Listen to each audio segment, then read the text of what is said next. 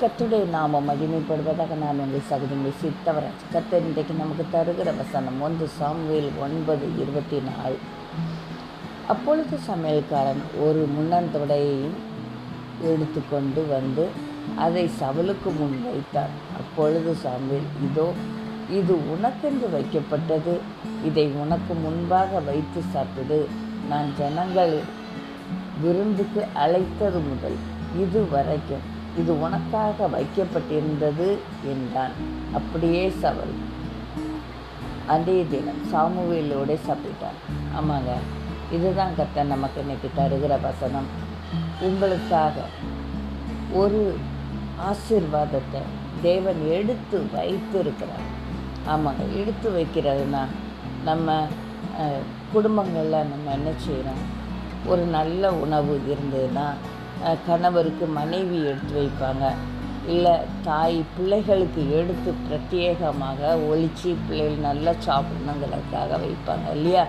அதே போல் உங்களுக்காக ஒரு பங்கை ஆண்டவர் எடுத்து வைத்திருக்கிறார்.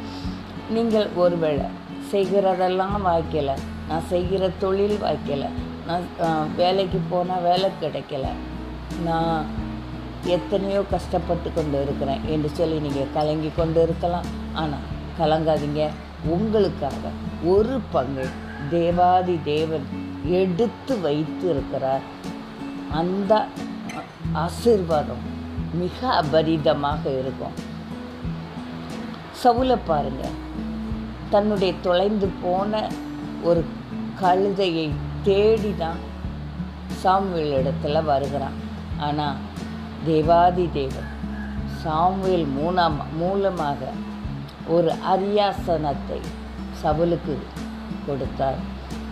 ஆனால் சவுல் அதை ஏற்க பயந்து நடுங்கி ஓடி ஒளிந்தான். ஆனாலும் விடலை. தேவாதி தேவன் அவனை திரும்ப அழைத்து அரியாசனத்தில் அமர்த்தினார். இன்றைக்கு நீங்கள் ஒருவேளை பெரிய ப்ராசஸாக இருக்குது, இதை எப்படி நாம் ஏற்றுக்கொள்வது, இந்த காரியம் பெரிய காரியமாக இருக்குது, இதை நான் எப்படி செய்வது, எனக்கு செய்ய ஞானம் இல்லைன்னு சொல்லி யோசித்து கொண்டு இருக்கலாம்.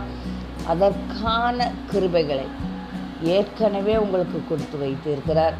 கலங்காதீங்க, கர்த்தரால் கூடாத காரியம் ஒன்றுமே இல்லை.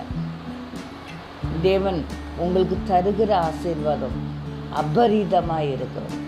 ஒருவேளை இப்பொழுது உங்களுக்கு தோல்வியாக வந்து கொண்டு இருக்கலாம், ஆனால் தேவன் அதை ஜெயமாய் மாற்றி உங்களுக்காக ஒரு பங்கை எடுத்து வைத்திருக்கிறார்.